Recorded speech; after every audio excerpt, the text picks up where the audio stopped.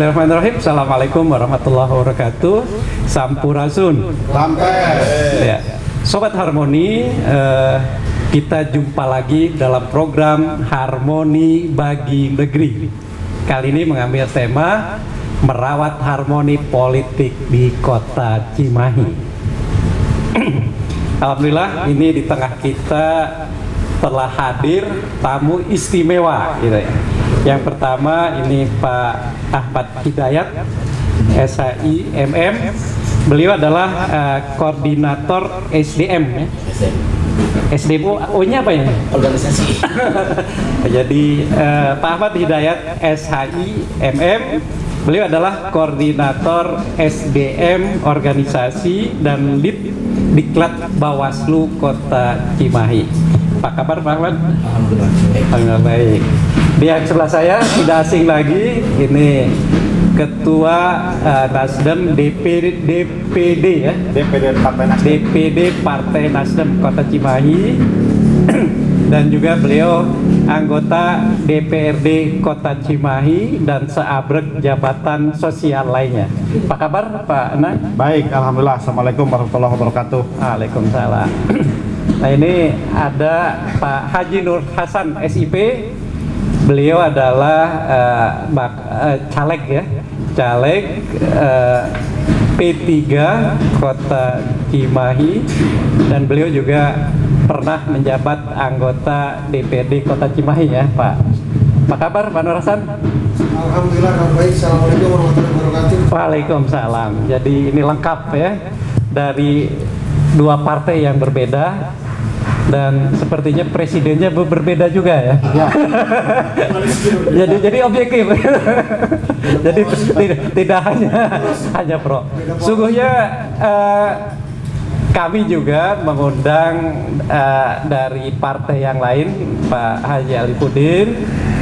Kebetulan beliau berhalangan, dan sempat juga Pak Ngatiana yang mewakili dari tim sesnya Prabowo.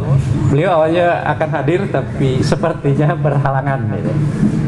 Sobat Harmoni, pada saat ini kita ada pada momentum Maulid Nabi Muhammad SAW, dan kira-kira apa kaitannya dengan literasi politik? Ini ternyata Ibnu Sina, ini salah satu yang kita kenal adalah tokoh di bidang kesehatan, tapi ternyata tulisan beliau juga ada yang berkaitan dengan politik ya. Utamanya pesan kepada pemimpin ya. Nah, ini Ibnu Sina ini relevan dalam konteks ini, konteks Maulid ini berpesan bahwa seorang pemimpin harus memiliki sifat dan karakter kenabian ya. Jadi seorang pemimpin itu harus memiliki sifat dan karakter kenabian. Dengan beliau memberikan formulanya staff ya, sidik, amanat, tablik, fatona. Jadi kalau seorang pemimpin, nah ini para calon anggota dewan itu sebenarnya adalah pemimpin rakyat ya, akan memberikan arahan kepada rakyat. Diharapkan spirit kenabian yang diformulasikan oleh Ibnu Sina dengan formula staff, sidik, menjadi orang yang dipercaya, amanat, sidik jujur ya, sidik jujur, amanah percaya, tablik yang mampu menyuarakan, dan fatona harus menjadi seorang yang cerdas. Ini sebagai pengantar relevansi apa kegiatan ini dilakukan pada konteks peringatan Maulid Nabi Muhammad SAW. Nah, masuk ke konten saat ini. Masyarakat seringkali mengasosiasikan politik itu sebagai konflik untuk merebut kekuasaan dengan berbagai cara ya, termasuk fitnah, hoax, termasuk money politik dan lain sebagainya. Itu adalah salah satu yang diasosiasikan oleh sebagian publik gitu. Dan tentu di forum kali ini kita sama-sama mengkonstruksi bagaimana politik dalam perspektif positif, politik untuk kemaslahatan rakyat. Jadi saya masih percaya kalau politik dilakukan dengan cara baik oleh orang yang punya niat baik, maka kemaslahatan masyarakat, kemaslahatan publik itu bisa terwujud. Sebagaimana Plato ini mengatakan bahwa politik itu punya makna yang mulia. Jadi ini karena ada politisi ini ya.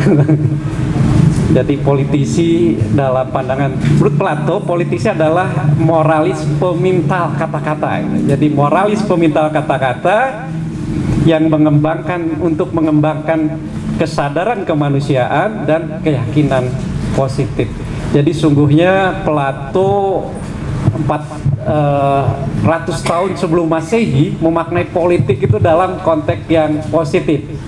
Tetapi pada abad perkembangannya, filsuf politik Prancis Voltaire mengatakan politik itu adalah seni merancang kebohongan. Ya tentu kita berharap memaknai politik itu dalam konteks yang positif. Nah, kira-kira itu sebagai sebuah pengantar, dan nanti kesempatan pertama nanti kita akan berikan kepada Pak Haji Nang untuk bagaimana memaknai politik dan kira-kira komitmennya apa gitu ya untuk mewujudkan politik utamanya di Cimahi, politik yang sehat, politik yang kondusif. Termasuk juga nanti kepada Pak Haji Nur Hasan ya. Jadi kira-kira pertanyaan yang sama. Nah nanti baru terakhir ini bagian Pak Ahmad Hidayat memberikan fatwa dan arahan ini. Kira-kira sudah benar belum ini komitmen dan harapan dari calon wakil rakyat kita. Baiklah, kesempatan pertama akan kita berikan kesempatan kepada Pak Haji Endang Sahri Lukman. Dipersilakan Pak. Baik, terima kasih Pak Dr. Eki Bayaki. Assalamualaikum warahmatullahi wabarakatuh. Sahabat TV Harmoni, tentu kita jumpa lagi dan insya Allah ini agak berbeda nih, materinya agak berbeda Pak Dokter ya. Dan alhamdulillah saya kira memang karena kita memasuki tahun politik sehingga memang ini harus diungkap, ya, harus diungkap. Sahabat, saya kira di Indonesia ini kan negara demokrasi, negara demokratis. Berbeda dengan negara monarki yang tentunya berkendak adalah raja, ya, para sultan dan sebagainya. Tetapi karena ini adalah demokrasi, maka keniscayaan unsur jembatan penyelenggara pemerintah itu adalah partai. Ya, karena hasil dari penyelenggara pemerintah itu adalah dari unsur partai politik. Maka saat ini di tahun politik ini yang insya Allah di tahun 2024 awal tentu kita akan menyelenggarakan pemilihan atau pemilu legislatif, presiden dan DPD tentunya. Bahkan di akhir nanti adalah pemilihan kepala daerah untuk secara menyeluruh. Ini adalah pastinya memang akan membawa beberapa hal yang sifatnya mengerahkan atau membawa masa yang sangat luar biasa. Ya.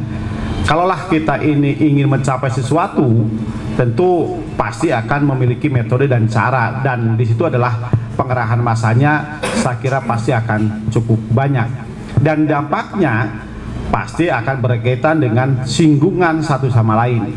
Nah, disinilah kita harus memaknai bahwa pada saat politik berlanjut, dalam hal ini diakhiri dengan pileg, tentunya ini mestinya jadi bagian yang mempresentasikan dari kawan-kawan semua, dari masyarakat, bagaimana dia bisa berkontribusi dengan memberikan suara sebaik-baiknya, suara pilihan yang sesungguhnya, sehingga maknanya akan terlihat. Dan disitulah justru pesta demokrasinya akan muncul, manakala kita indah bersama-sama. Boleh berbeda pilihan, saya dengan Pak Anwar Hasan juga beda, warnanya hijau dan warna apa ini? kalau saya biru, ada warna Nasdem, ya.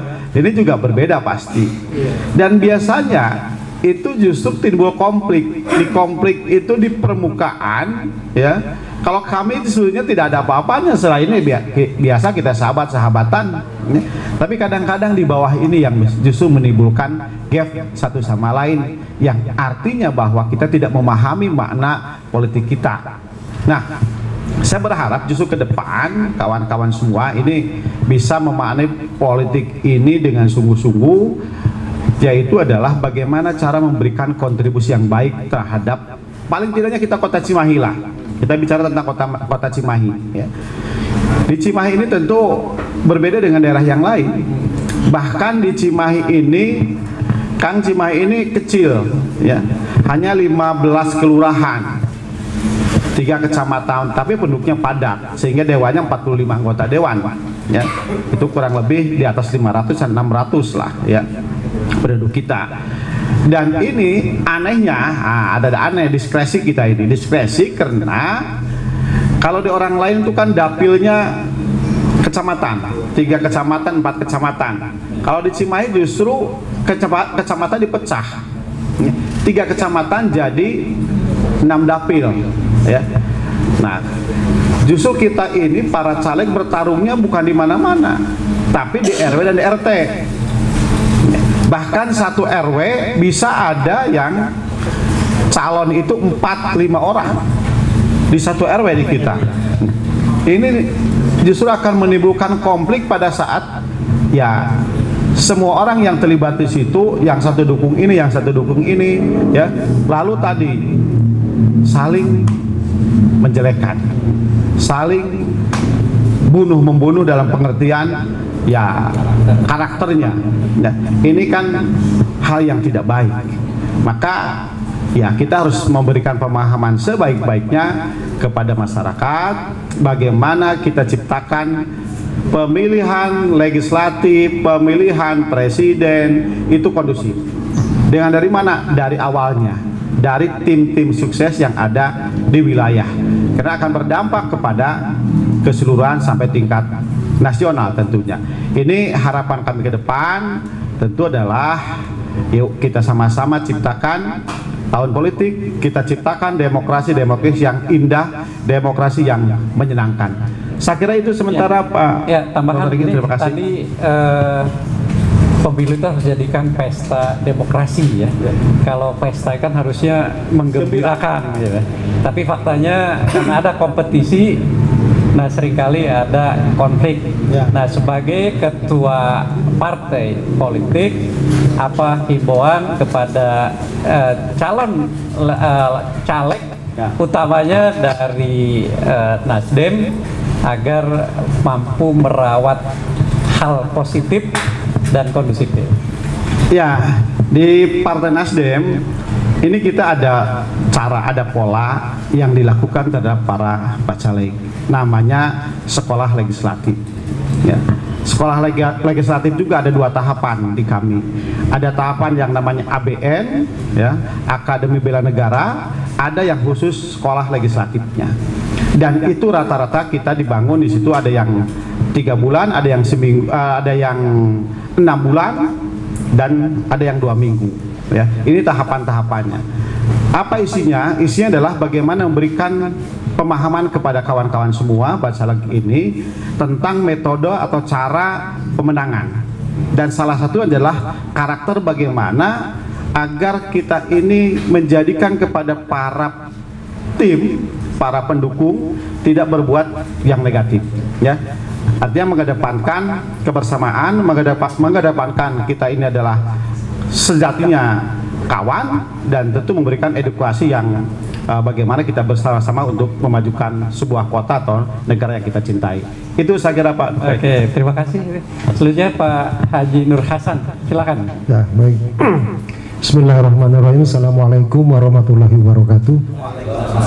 Innal hamdalillah nahmaduhu wa nastaghfiruhu wa na'udzubillahi min syururi anfusina wa min sayyiati a'malina may yahdihillahu fala mudilla lahu wa may yudlil fala hadiya lahu. Asyhadu an la ilaha illallah, asyhadu anna Muhammadan abduhu rasulullah. Amma ba'du. Yang saya hormati Pak Eki sebagai host, Bapak dari dari Bawaslu, Pak Jinang, dan audiensi tentu lainnya. Terutama wabil khusus terima kasih untuk Harmoni TV yang telah memfasilitasi kita sebagai masyarakat yang berkecimpung di dunia politik.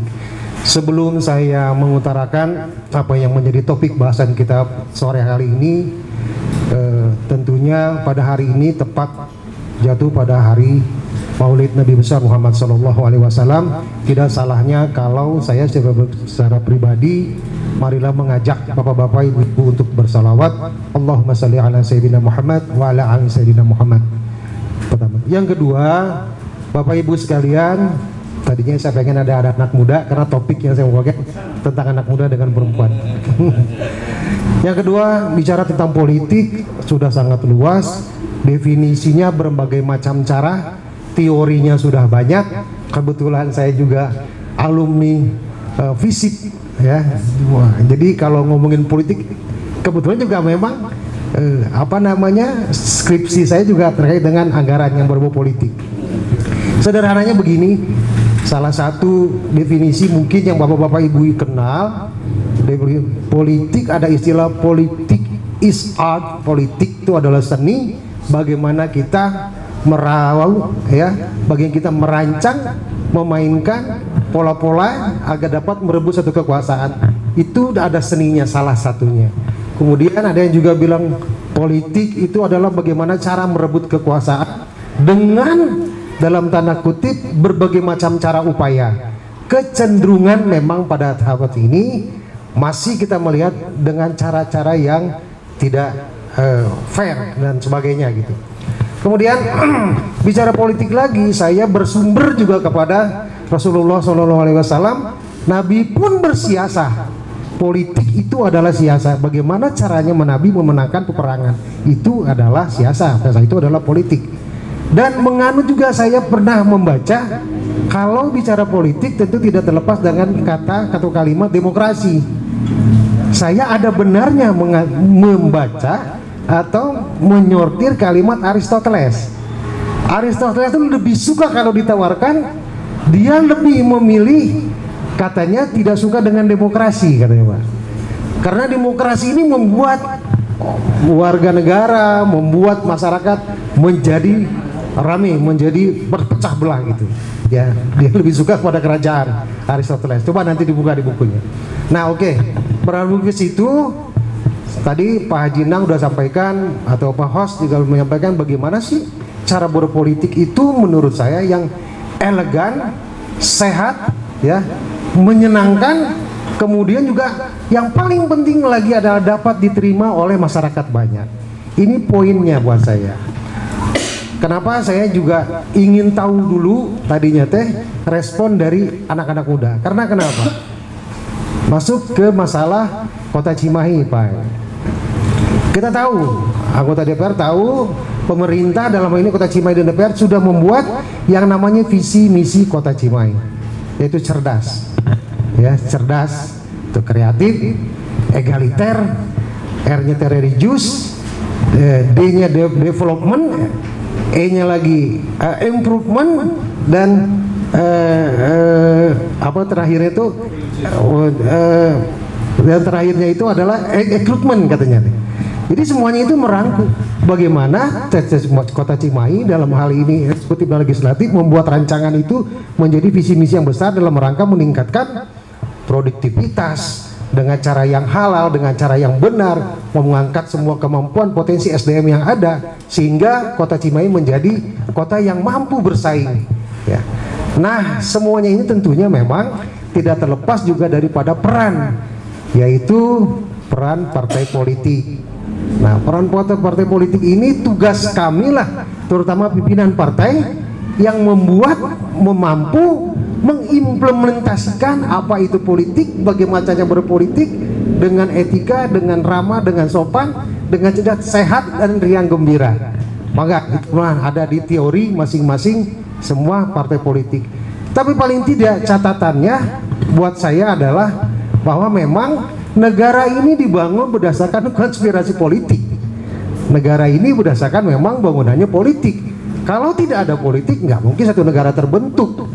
Karena disitulah memang politik dibutuhkan. Semua itu kehidupan kita adalah diatur oleh politik, nggak mungkin tidak gitu kan ya.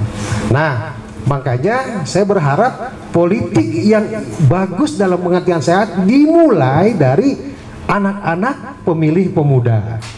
Dua segmen yang tadinya saya mau angkat, politik pemuda dan politik perempuan. Ya, politik pemuda tentunya anak-anak muda ini yang menjadi generasi Z, generasi milenial masa kini, agar dikasih kecerdasan politik agar mereka tidak memilih, tidak mencantumkan pilihannya kepada calon-calon yang hanya mengandalkan kemampuan, yang hanya mengandalkan apa namanya teh pemberian sesuatu ya, sehingga dia tidak tahu kenapa dia harus pilih si A dan si B, si C. Nah, itulah butuhnya gitu. Pak Idgit, saya hanya membuka itu saja. Nanti selanjutnya ya, mangga begini, kita kembali. yang barangkali publik tahu, P3 itu dalam menyongsong pemilu ke depan, ya, komitmen apa yang akan dilakukan untuk menjaga harmoni tadi. Artinya iklim kompetisi bisa jadi berjalan panas dan sebagainya. Tapi partai tidak punya komitmen untuk tetap merawat harmoni. Apa yang akan dilakukan? Ya, P3 sebagai basis partai yang basisnya Islami, kita ingin mewujudkan politik amar ma'ruf nahi mungkar, mencegah keburukan, meningkatkan kebaikan. Jadi dalam P3 sudah didoktrinisasi untuk semua kader, ya, terutama hafal tahu tentang aturan-aturan, baik itu aturan negara maupun aturan partai. Kedua, mengedepankan politik amar ma'ruf nahi mungkar tadi untuk supaya agar semua kader nanti yang menjadi yang diamanatkan, katakanlah diamanatkan menjadi wakil daerah ini harus menjadi bagian daripada masyarakat, harus menjadi harapan masyarakat, karena disitulah aspirasi masyarakat ditampung dan ditindaklanjuti. Artinya ya sebagaimana umumnya bahwa kita ingin berpolitik ini secara dewasa, ya, secara harmoni, kata Ibu ini harus secara semua ini harus berjalan dengan baik sesuai dengan harapan itu. Oke. Terima kasih. Ini Pak Ahmad, ini dua partai berkomitmen. Kalau 18 partai sudah berkomitmen, ini tugas Pak Ahmad selesai. Ringan. Tapi ini baru dua partai ya yang berkomitmen akan mengikuti politik secara baik, ya, fair play, dan tentu saja hal-hal normatif ya tadi. Silakan Pak Ahmad untuk menanggapi, dan boleh tugas Pak Ahmad juga memberi wejangan. Silakan. Bismillahirrahmanirrahim. Assalamualaikum warahmatullahi wabarakatuh. Yang saya hormati Pak Host, luar biasa Pak Dr. Eki, terus Pak Ketua Partai Nasdem Pak Jinang, terus Pak Nur Hasan. Terima kasih atas undangannya. Pertama, senang sekali Bawaslu hari ini bisa hadir di tempat ini memenuhi undangan TV Harmoni, dan suatu yang agak mengagetkan sebetulnya. Saya baru pertama diundang dalam konteks talkshow lah ya. Diawali dengan hal yang komprehensif, kita bicara filosofis dulu, nanti konseptual, biasanya kita masuk ke wilayah-wilayah regulasi lah, wilayah-wilayah aturan kepemiluan segala macam. Tapi luar biasa tadi kita bicara politik dalam tataran nilai, dalam tataran filosofis, ya. Walaupun menurut saya hari ini memang perlu effort yang banyak untuk tetap memposisikan politik sebagai satu yang nilai yang baik gitu, yang luhur. Karena semakin kesini kalau lihat definisi juga mengalami degradasi yang rada lumayan banyak kalau menurut saya, seolah-olah politik itu lepas dari nilai, lepas dari etika, lepas dari adab gitu ya. Yang jadi buku, biasanya jadi buku bacaan ya, buku bacaan S1 ilmu politik itu Komarian Budiharjo ya, yang mendefinisikan politik itu menurut saya rada apa ya, rada Machiavellian gitu. Seni meraih kekuasaan, mempertahankan kekuasaan, merebut kekuasaan, seolah ia terlepas dari nilai etika, moral dan segala macam ya. Nah, tugas kita bersama sebetulnya hari ini sama-sama mengembalikan kembali politik dalam tataran normatif, dalam tataran filosofis yang penuh dengan nilai, sehingga nanti turunannya secara konseptual atau nanti yuridis atau misalnya sosiologis. Bawaslu hari ini insya Allah semangatnya selalu mengaungkan pemilu yang gembira. Kita banyak belajar dari pemilu sebelumnya di 2019 ya, masyarakat terpolarisasi, masyarakat terbelah, terjadi korban jiwa juga, diakui atau tidak di Indonesia ada 890 sekian lah hasil kajian UGM itu yang komorbid, kelelahan, petugas yang meninggal dunia. Tapi alhamdulillah tapi di kota Cimahi alhamdulillah 2019 kemarin pemilu bisa berjalan dengan baik ya, mudah-mudahan berkualitas, berintegritas. Dan tadi pemaparan dua narasumber tadi sudah luar biasa komitmennya mengawal pemilu ini dengan berkomitmen taat patuh pada aturan regulasi sehingga bisa menciptakan pemilu yang berkualitas dan berintegritas ya. Karena yang bicara politik pada akhirnya bicara kekuasaan pada akhirnya bicara keberpihakan, pada akhirnya turunannya adalah kebijakan publik lah ya, public policy. Kalau misalnya yang terpilih pemimpinnya tidak berpihak pada masyarakat banyak, maka yang akan jadi korbannya itu tentu masyarakat ya. Dan alhamdulillah Cimahi 2019 kemarin ketiga tingkat partisipasi pemilih terbanyak ya. Dan hari ini pun sebagai informasi mungkin yang akan berkontestasi di 2018 nanti ada 18 partai politik. Jumlah daftar calon sementara yang terdaftar di KPU sampai nanti penetapan tanggal 3 itu ada 644. Bisa dibayangkan tingkat kompetisinya dari 644 calon anggota DPRD memperebutkan suara di 312 RW lah ya, dibagi 6 dapil dari 15 kelurahan 3 kecamatan. Kalau saya rata-ratakan di tingkat kota saja itu 2,5 caleg per RW ya, sehingga tadi pemilu yang gembira itu penting. Kenapa? Karena tingkat kompetisi di tingkat RW saja rata-rata 2,5 per RW caleg, itu baru yang memperebutkan kursi DPRD, belum yang provinsi, belum yang tingkat DPR RI, belum lagi calon anggota DPD, belum lagi tim sukses presiden dan wakil presiden. Sehingga senang rasanya tadi dua partai sudah berkomitmen lah ya untuk melaksanakan proses pemilu ini secara baik sehingga nanti menghasilkan pemilu langsung, umum, bebas, rahasia, jujur dan adil, dan pada akhirnya melahirkan pemimpin-pemimpin terpilih yang berkualitas dan berintegritas. Itu mungkin Pak Dokter sebagai pembuka. Iya, terima kasih. Masih ke Pak Ahmad ya. Jadi tadi definisi politik itu kalau menurut ahli lebih dari 180-an gitu. Tapi yang menonjol itu adalah power, kekuasaan gitu. Nah, artinya pemilu kalau dilakukan dengan cara baik dan oleh orang yang punya komitmen baik, maka akan menghadirkan kemaslahatan. Ini saya menarik dari Pak Ahmad ya, dari Bawaslu ada tanggung jawab kita bersama untuk menciptakan pesta demokrasi di Cimahi dengan gembira ya, dengan gembira. Jadi pesta ya, artinya gembira tapi nilai kompetisinya tetap berjalan, artinya ada kompetisi ya, karena dari 644 yang terpilih jadi hanya 45 ya. Jadi artinya betul ya 2, sekian. Jadi ini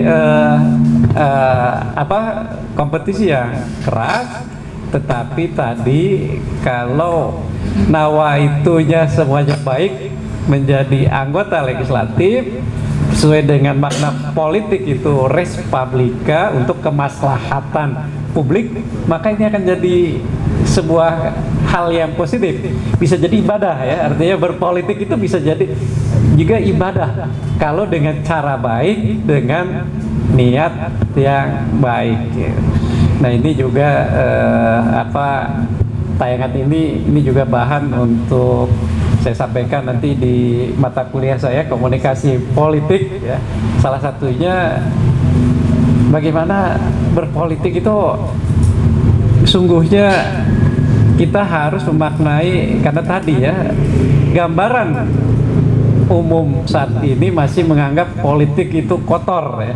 Nah ini tanggung jawab kita semua, bukan hanya masyarakat ya. Yang utama itu adalah aktor politiknya gitu ya.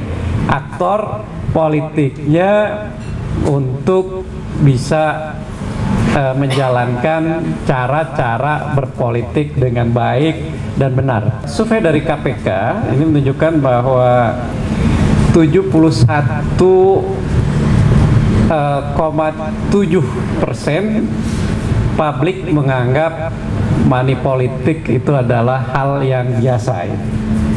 Ini hasil survei dari KPK. Artinya apa? Persepsi masyarakat masih menganggap bahwa money politik itu sesuatu yang biasa ya. Meskipun menurut ketentuan ini melanggar pidana makanya melanggar pidana. Nah ini tadi saya juga di radio ini menganggap berapa sih kos politik gitu ya. Kos politik ini saya ingin mengaitkan dengan kos politik. Ternyata untuk menjadi anggota DPRD itu kisaran di hingga rata-rata 500 juta katanya, sampai sekian M katanya. Nah, itu yang minimal katanya. Nah ini untuk artinya kos politik. Apalagi kalau untuk meraih anggota legislatif di provinsi ini dari 500 hingga 5M gitu. Nah itu kalau di pusat minimal 5M sampai unlimited gitu. Nah ini sebuah fenomena yang artinya harus bagaimana sih kita bisa meraih mandat tetapi dengan cara tidak transaksional. Artinya gini, gambaran masyarakat sekarang dari survei KPK itu bahwa yang terpilih itu seolah yang harus menyiapkan anggaran yang besar. Nah, barangkali dari Pak Ahmad ya, bagaimana teman-teman terutama calon legislatif yang punya idealisme baik untuk kemaslahatan publik terjun ke dunia politik. Makanya saya nggak berani terjun ya, karena saya terus terang nggak berani terjun karena kosnya besar ini kan. Jadi masyarakat sendiri seolah ini transaksional ya. Satu sisi masyarakat transaksional itu. Jadi kalau teka harti nggak akan milih kan gitu kan itu ya. Yang artinya itu juga tanggung jawab bersama, bagaimana tadi sesuai dengan harapan Pak Nur Hasan dari P3, kemudian Pak Nang, bahwa masyarakat itu memilih baiknya tidak karena hal-hal yang transaksional, tapi ada hal positif bagi kepentingan yang lebih besar. Nah kira-kira arahan dari Bawaslu itu harus bagaimana ini? Izin mungkin menjawab, memang salah satu kalau dibilang hama lah ya, hama demokrasi atau apa penyakit dalam patologi demokrasi kita tuh, pemilu itu masih berbiaya sangat tinggi lah ya, sangat mahal. Bagai kajian survei mengatakan bahwa biaya kos politik di kita tuh tinggi, walaupun nanti harus dibagi, ada money politik yang dilarang, ada kos politik yang boleh saja sebetulnya, karena tidak mungkin juga kan mencalonkan kalau tanpa bikin kaos, tapi bikin baligo, spanduk, para ini anggota dewan lebih paham lah ya. Tapi yang pasti menurut saya salah satu yang dilakukan Bawaslu, pertama Bawaslu kemarin sudah meluncing indeks kerawanan pemilu sebagai early warning system lah.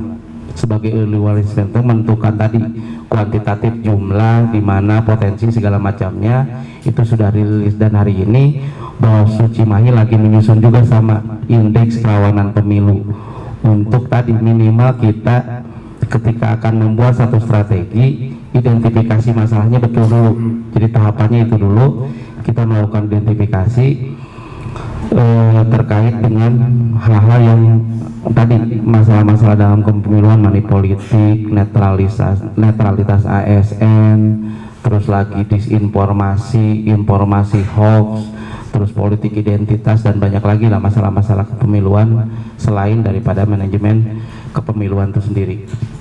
Nah, memang money politik ini tidak mungkin dilaksanakan atau dihapuskan sama sekali lah. Tugas kita adalah meminimalisir, dan itu lagi-lagi menjadi tanggung jawab bersama, karena pemilu saya yakin tidak hadir di ruang hampa. Pemilu itu terjadi di masyarakat dengan kompleksitas, masalah, karakteristik dan lain sebagainya yang sudah ada sebelumnya. Artinya ketika pemilu dilakukan, masyarakat memang sudah terbentuk pola dan lain sebagainya. Ya, makanya amanah undang-undang sebetulnya salah satu organisasi yang diberikan mandat untuk melakukan pendidikan politik itu sebetulnya partai politik, sehingga anggarannya pun dititipkan di partai politik. Ya, kalau tidak salah gitu ya. Jadi hanya memang tadi tidak semua masyarakat juga tergabung di partai politik kan. Ada masyarakat yang di luar partai politik, sehingga ini memang harus dijadikan musuh bersama, hama demokrasi bersama, sehingga semua stakeholder bisa terlibat untuk meminimalisir lah ya, meminimalisir. Kalau menghilangkan sama sekali, kita di Bawaslu sudah 2019 sudah mencoba berbagai cara, ternyata kita juga mengalami kelemahan dari sisi regulasi, Pak. Ya, contoh lah, kita akan melaksanakan pemilu di tahun 2024 tuh, pertama sejarah kepemiluan, pemilu legislatif, presiden, DPD, dan pilkada, dan itu waktunya Februari November. Walaupun ada wacana sekarang akan ditarik pilkadanya ke September, tapi belum diputuskan. Nah, dua undang-undang yang turunannya itu berbeda. Kita berpemilu dengan Undang-Undang 7 tahun 2017 mengatur masalah mana politik di pasal 280 itu yang bisa kena pidana itu hanya pemberi. Di Undang-Undang Pilkada 10 2016 itu pemberi dan penerima. Artinya maksud saya dalam konteks penegakan hukum Bawaslu seringkali kita harus pas betul. Pertama proses penyusunan syarat pemilu material lah, karena itu sudah masuk ke pidanaan. Kalau pidana biasanya dia tidak mungkin lepas dari kitab undang-undang hukum pidana. Jadi ketika masuk ke proses SPKT atau kepolisian, penuntutan dan lain sebagainya, itu masuk wilayah regulasi ada KUHP lah, contoh pembuktian misalnya. Karena tadi salah satu kelemahan kita, bukan kelemahan, kita mengidentifikasi politik itu seperti itu, money politik ada kayak kentut lah, ada, tapi proses pembuktiannya kita agak susah. Sementara tidak mungkin kita menghukum orang tanpa ada evidence, ada bukti yang valid gitu, yang benar itu. Nah, sehingga biasanya informasi awal Bawaslu hari ini terbuka lah ya, masyarakat bisa berpartisipasi melaporkan baik melalui media sosial official resmi Bawaslu ataupun datang ke kantor melaporkan kejadian seperti itu. Tapi tadi tolong ketika laporan informasi awal tadi bukti kadang-kadang ya, karena harus ada buktinya. Nah, kadang-kadang salah satu effort yang memang harus Bawaslu lakukan lebih keras itu terkait money politik ya, itu adalah proses pembuktian, ya, karena seringkali tadi misal contoh lah, kita pernah memproses 2019 Pak, udah sampai SG1 Sentra Gakumdu ya, dengan kepolisian kejaksaan 2, di akhir biasanya tadi buktinya tidak valid, kalau enggak ternyata itu bukan money politik tapi uang yang diberikan kepada tim sukses untuk pasang baligo, pasang spanduk, itu kan bukan money politik, itu kos politik. Nah, kadang-kadang tadi pendefinisiannya pun harus sesuai dengan regulasi yang mengatur terkait hal tersebut. Tapi insya Allah ke depan mungkin kerjasama semua pihak, money politik ini bisa diminimalisir atau idealnya bisa dihilangkan. Itu mungkin. Ya, sama mungkin yang penting masyarakat ya, kesadaran masyarakat memilih itu bukan karena faktor apa ya, money politik. Jadi tidak hanya sekedar money politik. Nah ini saya masih ke Bawaslu ya, sebelum nanti dari ini closing. Nah ini Pak Ahmad, ini Smart Library Garden ini salah satunya melalui literasi politik ini ada hal yang perlu diperjelas nih oleh Bawaslu. Nah, kaitan dengan kelembagaan masyarakat ya, RT dan RW ini. Nah, apakah RT RW itu boleh batasannya bagaimana dalam konteks pemilu ya, karena masih simpang siur. Nah, ini perlu juga untuk memberikan rambu-rambu sehingga nanti RT RW ketika pelaksanaan politik harus sesuai dengan ini. Bagaimana Pak Soga? Pertama, di Undang-Undang Pemilu ya, dasar pelaksanaan Undang-Undang Pemilu itu Undang-Undang 7 tahun 2017. Turunannya ada PKPU yang mengatur secara teknis peraturan Komisi Pemilihan Umum. Di sisi pengawasannya di Bawaslu ada Perbawaslu, peraturan Badan Pengawas Pemilu Republik Indonesia. Nah, kita berpijak pada dua regulasi tersebut. Nah, di Undang-Undang 7, Undang-Undang 10 2016 atau yang terbaru 7 2023 plus PKPU dan Perbawaslu memang tidak mengatur terkait dengan posisi RT dan RW, Pak. Jadi kita juga sempat melakukan kajian ya, karena ada secara sosiologi di masyarakat sempat ramai, kita melakukan kajian. Kita tidak menemukan satupun klausul yang melarang RT RW untuk melakukan aktivitas politik. Nah, dulu 2018 sempat ada Perbawaslu 29 2018 yang melarang RW RT tergabung dalam tim kampanye, tim pelaksana kampanye. Tapi Perbawaslu itu hanya berumur 3 bulan.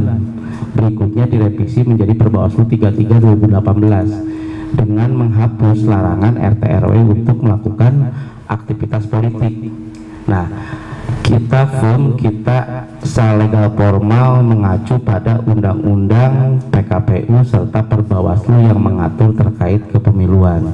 Nah, sementara di samping ada peraturan Mendagri ya, yang jadi rujukan peraturan Wali Kota 54 yang melarang RT RW terafiliasi partai politik.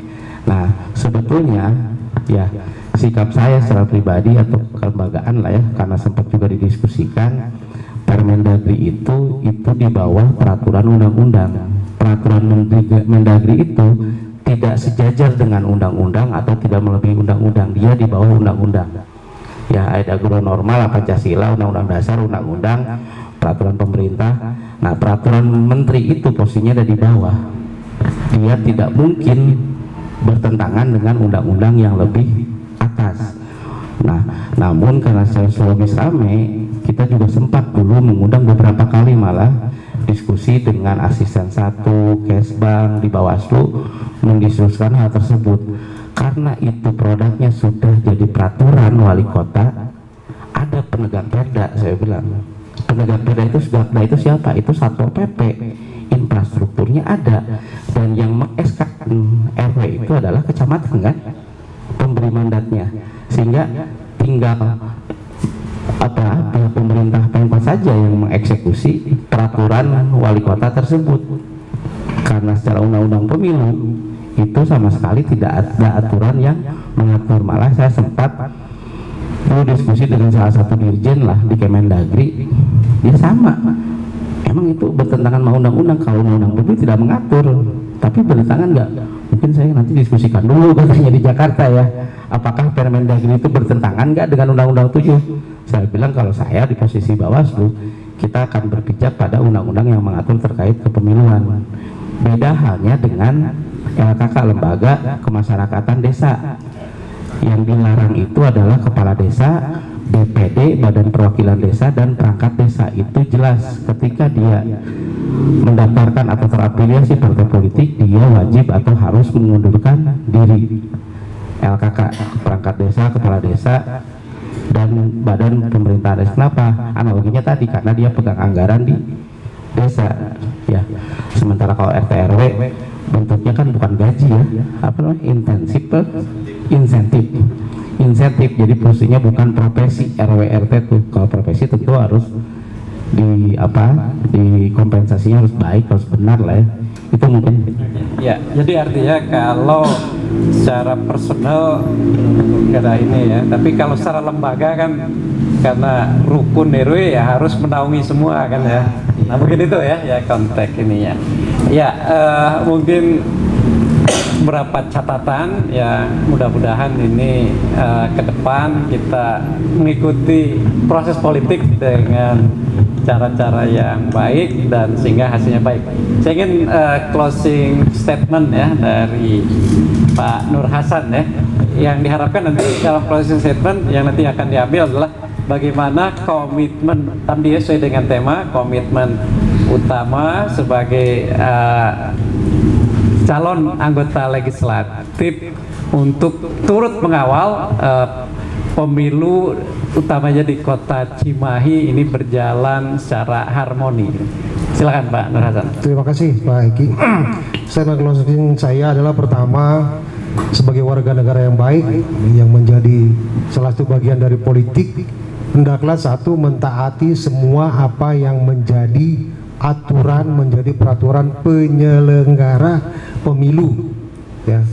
Kemudian yang kedua, marilah kita berkompetisi secara sehat ini dengan mengedepankan tadi politik amar ma'ruf nahi mungkar, tidak menjelek-jelekan, tidak mengotori arti politik yang sebenarnya, black campaign dan sebagainya, untuk agar supaya kita berkompetisi secara sehat.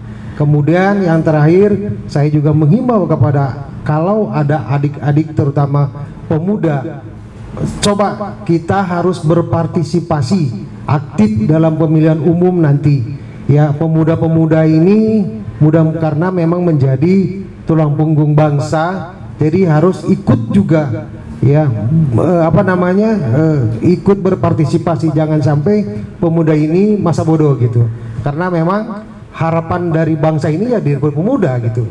Kemudian juga meningkatkan apa yang menjadi peran perempuan, agar perempuan juga turut berperan aktif dalam pemilu. Tampaknya itu Pak Eki, sekali lagi terima kasih. Assalamualaikum warahmatullahi wabarakatuh. Ada satu pengertian yang salah saya kira yang harus kita luruskan. Orang baik adalah orang yang memberi. Orang baik adalah orang yang memberi. Ini kalimat yang ada di masyarakat saat ini. Urusan politik ya, urusan politik. Jadi kalimat ini saya sering terngiang-ngiang ya. Begitu orang yang memberi maka dikatakan itu orang baik. Padahal dasarnya belum tentu itu orang baik atau tidak. Ya, pengertian ini ya. Nah, ini coba dirubah ya, masyarakat ini merubah bagaimana orang yang baik itu adalah orang yang memberikan kontribusi kemaslahatan terhadap umat secara menyeluruh ya, secara menyeluruh. Artinya kalau kita ingin berkompetisi di dalam kegiatan kompetisi politik, maka gagasan-gagasan yang perlu kita sampaikan kepada masyarakat ya. Nah, para calon tentunya bagaimana calon ini memberikan sesuatu yang bermanfaat, yang kira-kira secara menyeluruh ya, tidak hanya sesaat saja. Karena kalau bicara tentang money politik, tentang uang, maka sampai kapanpun tidak akan selesai uang 2 karung 3 karung juga Pak Ahmad ya tidak akan selesai ya, dan belum tentu menang. Nah, karena masyarakat juga sekarang udah pintar, ambil uangnya milih nama kuma orang kan. Ini kan juga harus dipahami oleh kawan-kawan. Maka terapkan juga terhadap para pendukungnya, para timnya. Ayo kita secara moral lakukan untuk kita sama-sama. Saya melihat, kalau lihat di sini di depan saya ini ulama besar Jalaluddin Rumi ya. Manusia terindah adalah mereka yang khawatir bicaranya melukai hati orang lain. Artinya ini kan bagaimana kita berkomunikasi dengan masyarakat, jangan sampai terjadi kekisruhan ya. Kalau apalagi kalau hadis Rasulullah, la yadkhulul jannah ma la yahujawaikoh. Tidak akan masuk surga seseorang ya kalau dia melukai tetangganya, kalau melukai kawannya. Nah, ini juga harus dipahami bersama oleh kita, bahwa ayo kita demokrasi, kita menyampaikan keinginan, harapan kita, semua orang baik ya, tetapi jangan sampai menjadi musibah bagi kita, karena akan mengakibatkan kita sendiri akan jadi rugi. Saya melihat saat ini Pak Haji Nur Hasan juga yang pernah jadi anggota dewan, kualitas, tentunya kualitas anggota dewan juga harus kita lakukan bersama di partai politik ya. Bagaimana orang-orang yang masuk ke legislatif itu adalah orang-orang yang mampu, yang memiliki kemampuan untuk memberikan kontribusi terhadap kota, terhadap provinsi, terhadap RI. Bagaimana dia bisa? Kalau dia tidak memiliki kemampuan, maka kemampuan itu harus didasari di dalam partai politik itu sendiri. Saya kira partai politik berkewajiban memberikan bimbingan kepada calon-calon legislatifnya untuk menambah ilmunya agar nanti berkemampuan dan memberikan kontribusi gagasan dan wawasannya. Saya kira itu Pak.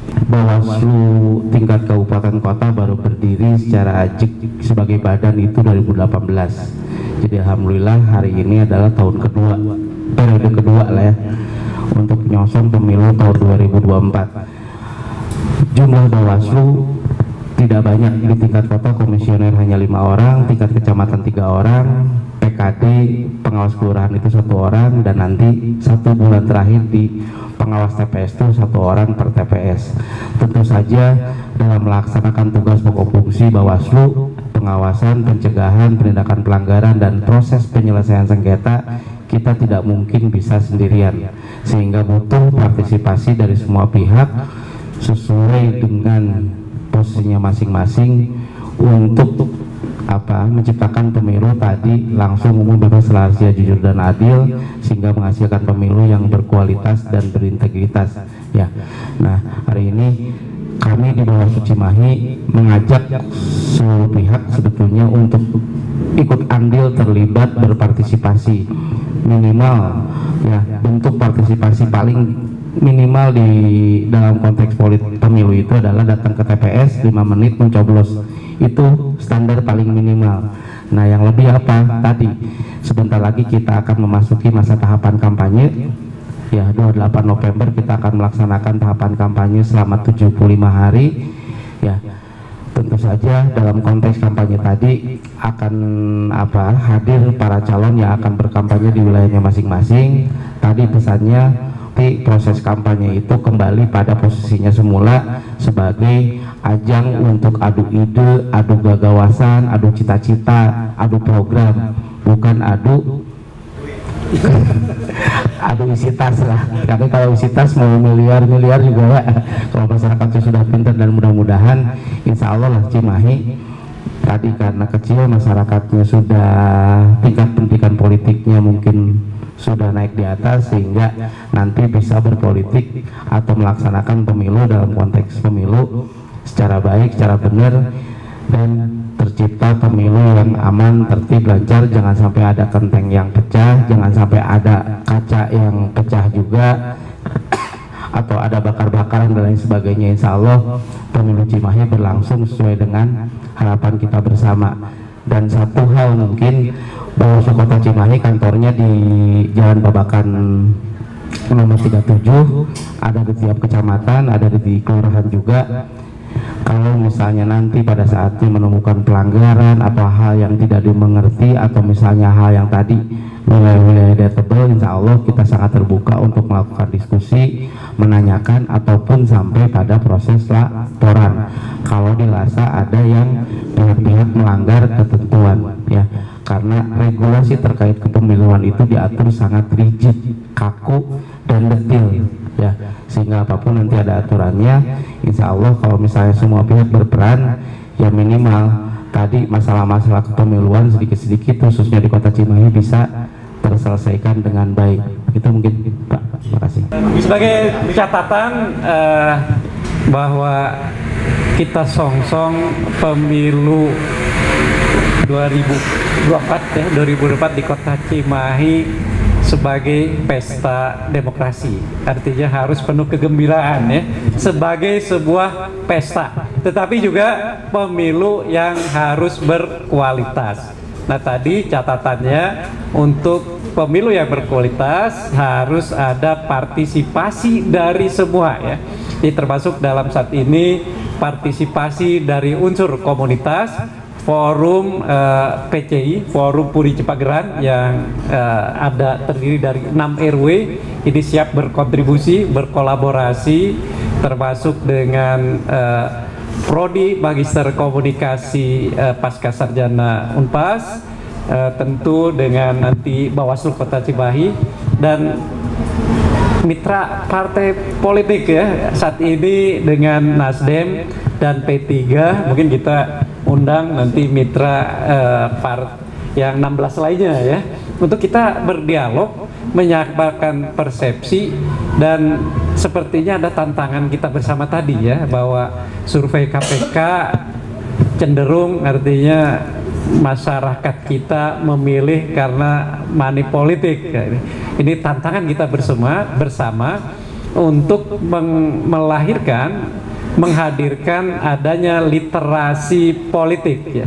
Dari literasi politik itu adalah kecerdasan bagi warga negara dalam berpolitik. Berpolitik itu tidak transaksional, tapi berpolitik itu adalah dipahamkan sebagai upaya untuk meraih kemaslahatan bersama dengan cara yang baik, dan mudah-mudahan orang-orang yang menjalankan adalah orang-orang yang punya komitmen baik bagi kepentingan Cimahi, Jawa Barat, dan tentu Indonesia. Demikian sahabat Harmoni, sesi pertama dari literasi politik ya, yang saat ini menghadirkan Kang Ahmad Hidayat dari Bawaslu Kota Cimahi, Pak Haji Enang Sahri Lukmansah, beliau Ketua DPD Nasdem Kota Cimahi, dan Pak Haji Nur Hasan SIP, beliau adalah calon anggota legislatif kota dari P3 ya, dari P3 Kota Cimahi. Demikian, wabillahi taufik wal hidayah. Assalamualaikum warahmatullahi wabarakatuh.